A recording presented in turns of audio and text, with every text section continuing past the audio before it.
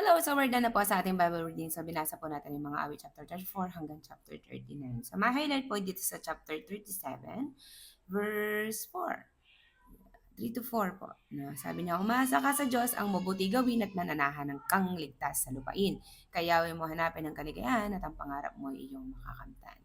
So let's continue po do good and sa Kanya po tayo manahan at ang kaligayahan po ay hanapin natin sa Diyos lang. At ang anumang pangarap natin, makakamtan po natin. God knows our desire. And remember that the Lord is the one who gave us the desire. Amen? Kaya nga po, delight ourselves unto Him and He will give the desires of our heart. And I do believe po, lahat po ng pangarap, dreams, no, at magandang mga pangarap po, at perfect dream, ay galing po sa Diyos. Let's continue to do good. No? Let's put our hope in the Lord and let's do good. Let's have a better life by obeying and knowing God in our life po.